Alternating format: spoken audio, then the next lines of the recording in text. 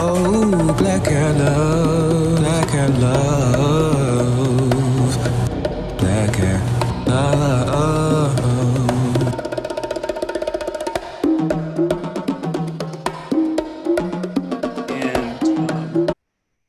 And Jackie, would you? San Griffin is a skilled professional in child development and family relations. She has worked with youth and their families for over 15 years. San is CEO of her brand, Aggrandize Your Life.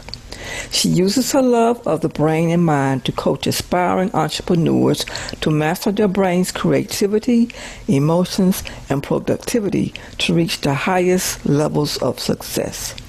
And now, without further ado, I present Mrs. San Griffin. Awesome. Well, good evening, everyone. Thank you, Jimmy, for the opportunity to share and do a soft. It's the launch party. We're going to continue on tomorrow on Instagram at Aggrandize Your Life and next week as well. But thank you all for the opportunity and thanks for coming on tonight. So I'm going to start my presentation here. But before I do, I just want to acknowledge the young lady who made my logo, Black Hair Love. Her name is Tanisha White. And I just want to give her a shout out because she has to leave soon. And so Tanisha, if you're still on, put your information in the chat box. Everyone loves your logo, and I just wanted you to, get that shout out before you have to leave. And I'm going to start the presentation here and discuss more of my team. So it's the launch party. Once again, for those who don't know me, my name is San Griffin. I am the CEO of Aggrandize Your Life, and Black Hair Love is a sub-brand of my brand. And my goal is to create and promote transformative literature, books, and workshops. And so I have a series of books launching this week. The teen book has already launched. I have a preschool book and a middle book. They're all called Black Hair Love. And I'm going to give you a little more information why I launched 3 books at one time. But first, I just want to acknowledge the team. If they're on and have to leave, I want to acknowledge Gary Atkinson of Fundo Press. He did my formatting because I went through the self-publishing route. Aija Charles, she provided the illustrations. Tanisha White, the logo. Editing team, Denise Walker, Destiny Nixon of Armor of Publishing Company, Armor of Hope Publishing Company. Aram, she critiqued some of my poems for me, and Ariel Bullock. I have music engineer. I have an original beat, original sound created by Tashawn Saunders, a young entrepreneur. Tashawn is 17 years old. You all will hear that tonight because it is a launch party. What's a party without music, right? And you can find him on Instagram at King Sean Beats. And the vocals was by another little teenager, 16-year-old Lil Diddy. Okay, that's his name, Lil Diddy. But I'm going to go ahead and get started. And thank you all once again for joining me for my soft launch. It's a launch party, Black Hair Love. So my inspiration came from seeing news clips like this.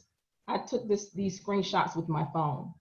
Some of you all may remember these incidents where a young girl, a little 4-year-old preschooler, said she was ugly. She told her mother that she was ugly. And it was so heartbreaking that a lot of celebrities came out and, sent her to, I think, Disney World and did things for her. But a 4-year-old should not internalize that they are ugly. This picture here, you all may remember this. I think it was just last year. This young man was told he had to cut his dreadlocks if he wanted to graduate. And this was in Texas, modern day in Texas. And as I start doing a little research and realize this is a global issue, even in Africa. This headline is from Africa. African students demand to be naturally who we are. And this headline right here, the one beside it, this lady is the assistant to the prime minister in France. And her headline was one of the first ones I read. I couldn't find that actual article, but I found this picture of her. But she had an afro in the article that I saw. And in the article, they suggested that she was being rude for wearing an afro. So I wanted to show you all my inspiration for creating Black Hair Love. Two quotes came to mind. One from Toni Morrison, author Toni Morrison. She said, if you don't see the book that you want to read, then you should write it. And growing up as a Black young girl and going through day-to-day motions and seeing the stereotypes and hearing good hair, bad hair, it has always pained me. And the other quote was from Mike Murdock, an evangelist called Mike Murdock. He said that which pains you is your assignment, is connected to your assignment. So those things that may agitate you or get under your skin, those are things that could possibly be your assignment or lead you to an area that you need to work in. And so this, once again, is what inspired me to start Black Hair Love, because I was raised that you just don't talk about the problem, you be a solution. You just don't talk about it, but you be about it. And so my goal was to be a part of the solution and provide transformative literature and rebrand our hair. And it's not just women, but as we saw, guys go through the same thing. Now, this is an article that I found. So if you see up here, you see 1842. 1842, these words were written about people of color hair. So in most languages spoken in the old slave colonies of the Caribbean and the Americas, the current terminology shows that these representations have been handed down to the present. Good tall hair versus bad hair.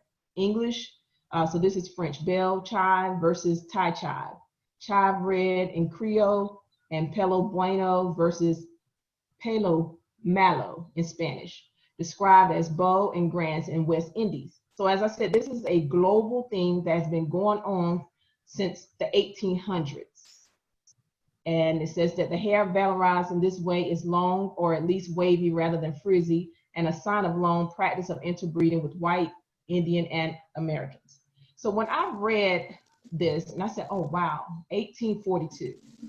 We are in the age of technology. We are in the age where we can be the creators that we've always been, and we can write our own stories. Because as we know, those who wrote his story, that's his story, not our story. We need to write our stories. We have the ability to self-publish, and it's really no reason why we cannot rebrand our name. And as we know, the victors are not the ones that are always writing history. As we can see in current events right now, we have them trying to, they're taking down statues of General Lee and people like that who actually lost. So victors don't always write the story, but I want to encourage you all to think about what pains you, think about a story, and write it. Black history is happening every day. Black history is happening every day, and we need to tell it. We need to share our voice for the next generation. So this is the next part of that article that I read here. And it was saying that the evidence of total lack of respect, natural, straightened hairstyles of Blacks and mixed race people, particularly women, continue to be perceived as shocking, unduly imposing, and inefficiently formal. So this has been going on for a while, and it's a global issue. So my goal is that Black Hair Love be international. It's rebranding our hair, how we talk about our hair, how we think about our hair. As you see, a 4-year-old have internalized that she is ugly and she's beautiful. So we need to tell our stories. I can't see my part of the screen here because a few people are there, but this is the conditioning cycle. I'm pretty sure you all can read it. I saw this clip when I was doing my research, and it really resonated to me because as I was reflecting back when I was a child, and I was like, oh my goodness, looking at this, it really really describe how I was feeling. So in the early years, this is the conditioning cycle. There's misinformation, which we can call miseducation because we're not told Black history. A lot of us had to go to college to learn Black history, unless we got it in our homes or in churches or in our community. So we've been given misinformation, biased history, stereotypes, and those feelings will leave us feeling confused. And that's socialization. So the next part of the cycle is reinforced by stereotypes, omissions. I can't read all of it because this is on there, but people, systems, institutions we know, school and media, they're all perpetuating this misinformation. They're sharing. Okay, so this is a part of the conditioning cycle. Internalization. This is when we conclude both oppressed and oppressor, which I think this is important. We be both oppressed and oppressor. And the reason why I say an oppressor here is because you have your own people start saying your hair is ugly, or your Afro features are ugly, or any type of negative or derogative thing that has been perpetuated from the beginning of time is misinformation, because we all are beautiful. God don't make anything that's ugly. He made it, he said it was good. So we conclude both oppressed and oppressor. We internalize the process, view misinformation as the truth, and experience difference as wrong and abnormal. Now, if you all can relate to this, if you can put a little thumbs up or anything in the box. I can see some of you all, I can't see all of you all, but I thought that was vital to show. And just reflecting back when thank you, I see a thumbs up. Thank you, Kia and Wisdom. Thank you, Kim. I only see like 4 or 5 people, sorry. But and once again, reflecting as a Black girl growing up, true story. I used to watch TV looking at the back.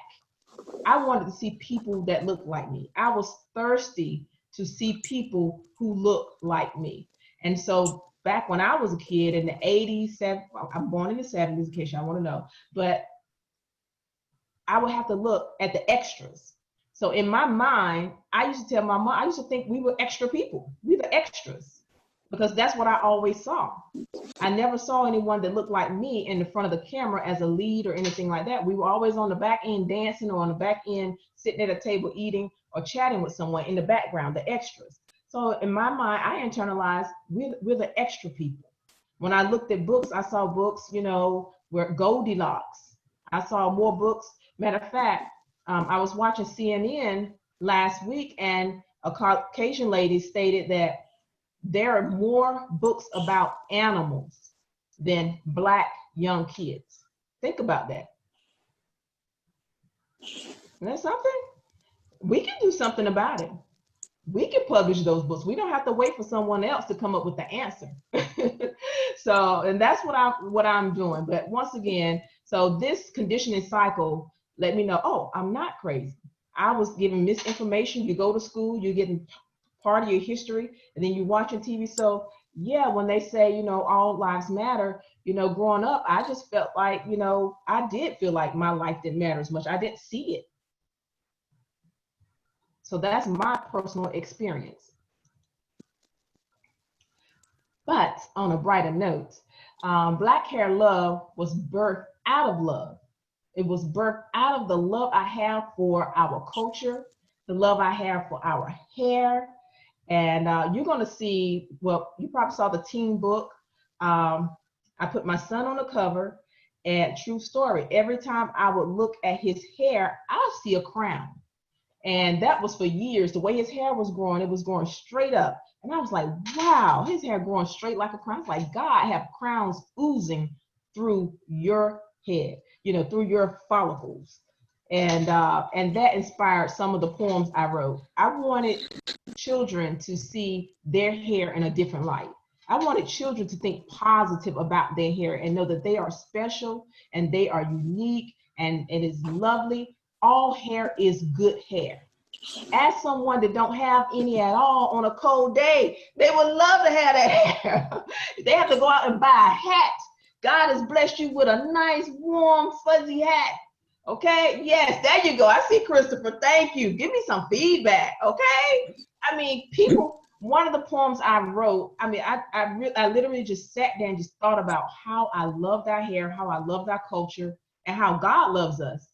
One of the poems is very short, but it's called Born Protected, because I thought about it. We're born with melanin.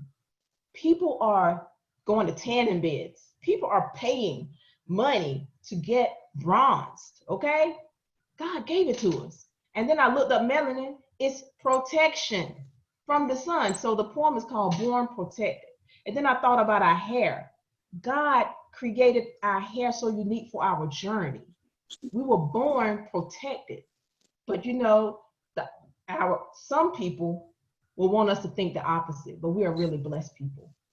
Now, rebranding our hair story. Labels, untrue, deception, that's what it is. And in my book, I say it in a kid-friendly way. And the book, once again, is for all ages. Like said, Toni Morrison said, if you don't see the book that you want, write it. So that's why I did 3 books. And I had to talk to Gary, who did the formatting for my books, because I self-published. And I said, hey, let me warn you right now, it's 3 books. I'm working on it one time. You know, I wrote all the poems at one time and everything, all the content, but we broke it down age appropriately. At least that's what we think. And I wanted Black children to see themselves and to see and know how beautiful they are. And I also want to introduce you all to my original beat that I had made. I wanted to have a song to go with this, and eventually it's going to be a rap and all of that. But I spoke to 2 young entrepreneurs. One, like I mentioned before, to Sean Saunders of King Sean Beats on Instagram. He's a music engineer. And I told him to create something that starts with African drums and, you know, from the motherland where we all come from. And I told him I wanted to kind of phase into something more urban, new. I told him, of course, something like Drake or whatever we use. And I had another young guy who is an upcoming artist. He's only like 16 years old, but he sounds like R. Kelly to me. I don't listen to R. Kelly music anymore, but he has just a natural, beautiful voice, which you all get ready to hear. So these are 2 young entrepreneurs put this together for me. And I'm just waiting on Tyler Perry and Oprah to ask for it. But I want to play it for y'all. Can y'all give me 1 minute and 43 seconds? And feel free to, you know, feel free to just get into it and groove. Here we go.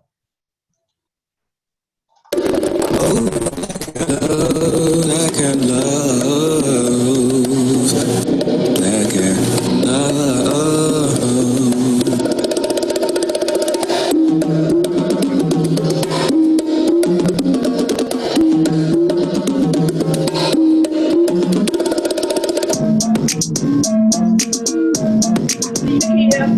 Thank you.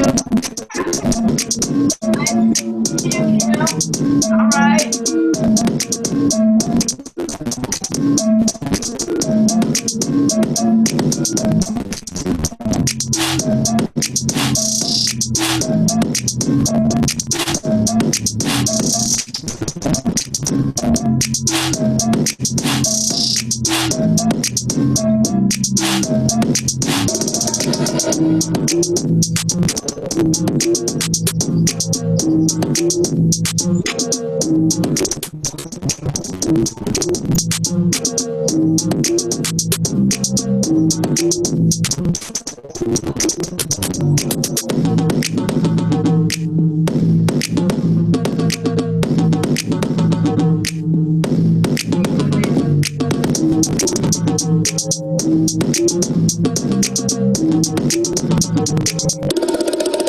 Oh, black and love, black and love,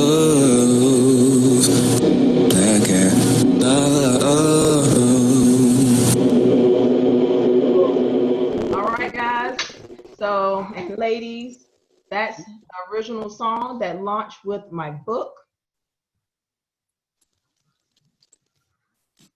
Now, once again, I just want to reiterate, self-publishing is a powerful resource to telling our stories, sharing the truth, our history.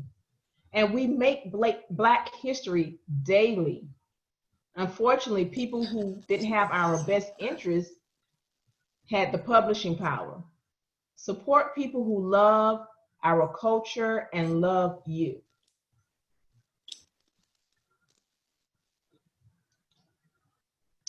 So I just wanted to introduce you all a little bit to, this is the middle book.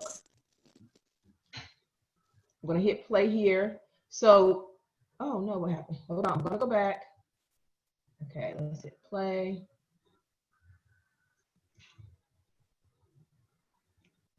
So Gary and I would meet over Google Chat, and I would design the cover. I would tell him, you know, what color I wanted, what picture I wanted, what font.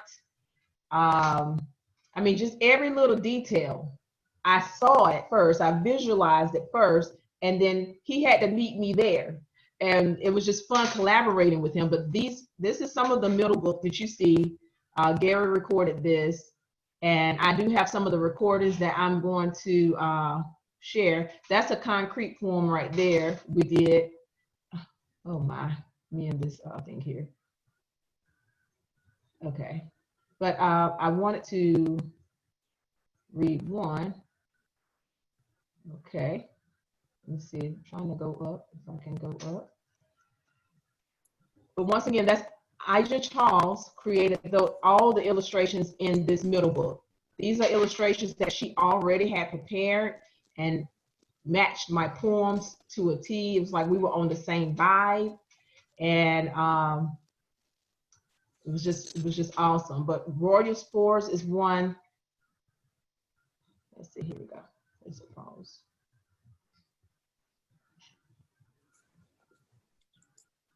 Okay, keep leaving my screen. I'm trying to stop it, but I can't. I want to read Woke Up Like This to you guys. Yeah. Okay, here it is. Okay, I can't get it to stop. But anyways, that's the middle book. And what you're looking at right now is the preschool book. So the preschool, once again, I have all real pictures, stock pictures. This is a young fella that I know. His mother does my hair for me. And then I have Black Hair Love for Teens and Up. So it's for adults. You will enjoy these poems as well. This is available on Amazon right now. And in this book, there are real pictures, stock pictures, as well as Ija Charles illustrations. But this preschool book, I'm really, really thrilled about because it starts early, as we see with the 4-year-old. And in this book, there are different shades of beautiful Black children, and it's just a short poem that goes along with it. So I just wanted to share that with you all.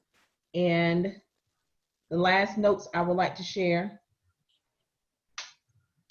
Oh, I wanted to mention, you know, I am an early educator by trade. And one of the things that, I don't know if any daycare early educators, daycare teachers or kindergarten teachers in the house, you can put a thumbs up, but they teach us that children are tabula rasa, which is French for a blank state, a blank slate.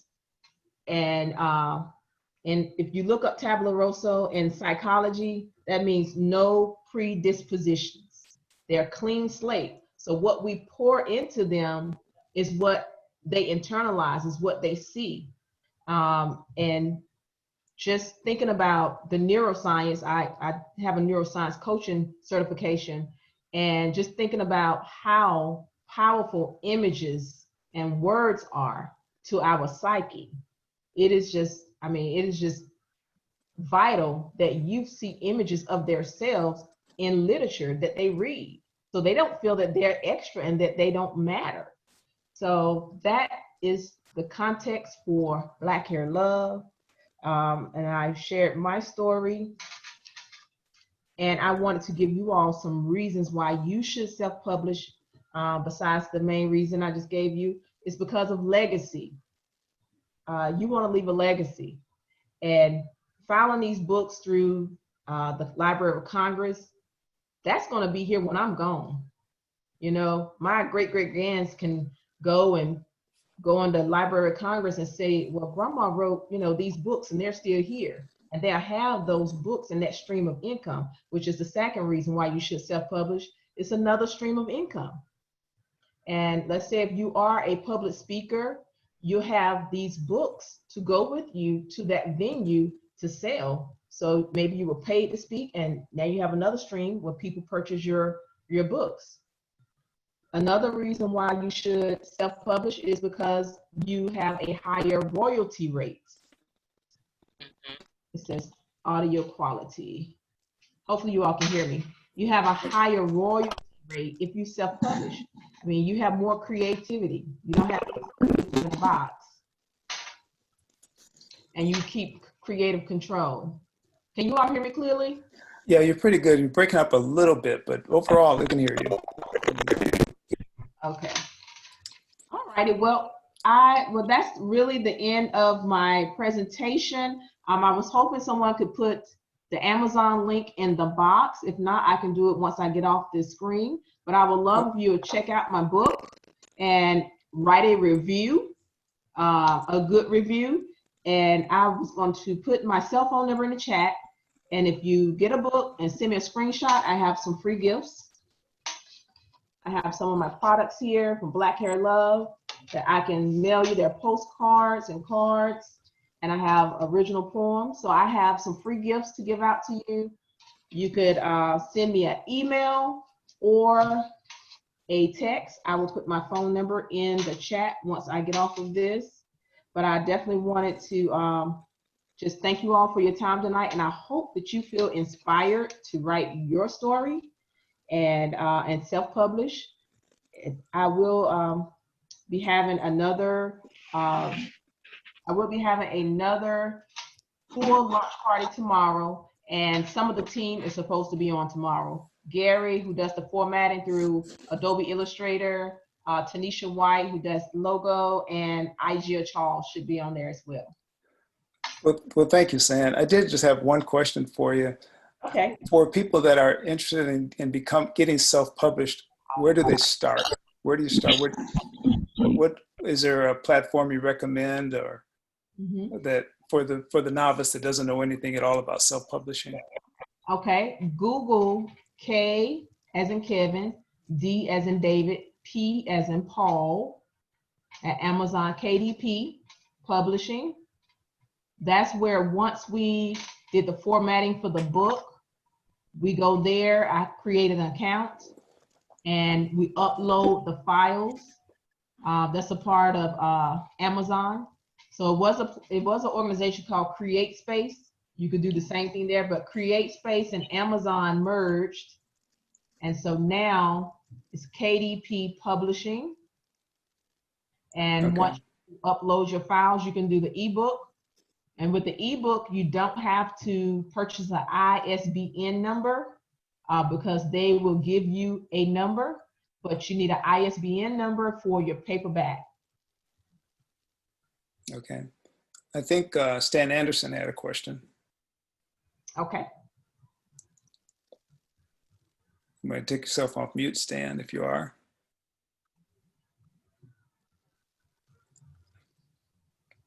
Well, I'm not sure. Yeah, hi Jimmy. Hi Jimmy. Okay. Hi everyone. I actually didn't. I might have indicated that I did by accident. Okay. I'm just really enjoying the presentation.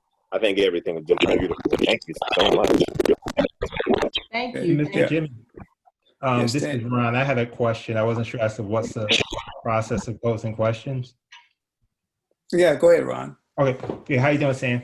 Hi, great, thank you. Hey, I thought that because I scribbled down the conditional cycle slide was interesting, especially there was under the socialization section, the word admission. I thought that was really interesting because that tied to your overall theme as it relates to the fact that we want to be able to create our own stories, be able to create our own narratives. And the fact that throughout the years, unfortunately, we weren't told. So in the wake of technology, we all have the power.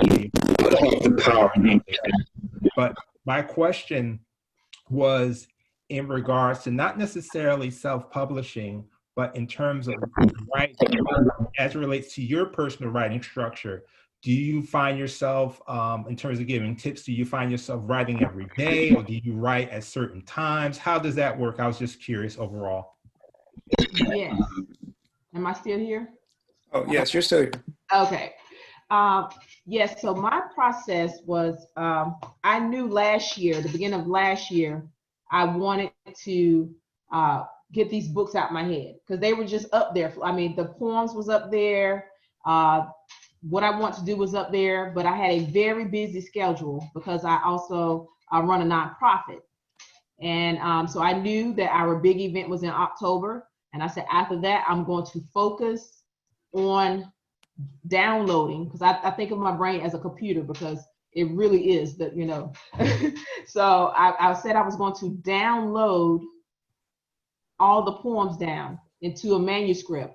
So I just used a regular tablet and wrote all the poems down. And what I did was I went to a quiet space and I was very intentional about what I wanted to do.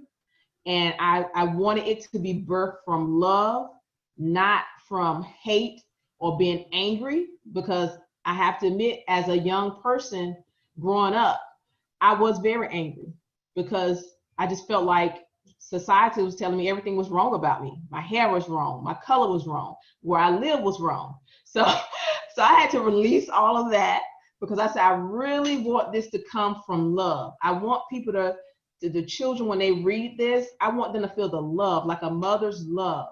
And so I made sure I forgave anyone and released anything that was stopping love from coming out. It may sound weird, but it's the truth. I said, I want everything to just come from a place of love. And I just got quiet. And then even to my diet, I pretty much ate a lot of fruits and vegetables. I didn't eat heavy meats and things of that nature because I wanted just to be open to hear and open to write. And I realized when I did eat heavy or eat a lot of meats and things of that nature, I just could not, I didn't have that clarity. I didn't have clarity. And sometimes I would even put on instrumental music. And I found myself writing more when I put on instrumental music, just some quiet, peaceful instrumental music or ocean waves. I don't know if you know this about me, but I love talking about the brain and neuroscience, and there's certain waves that takes you, those beta waves that takes your brain, and you're in that creative state.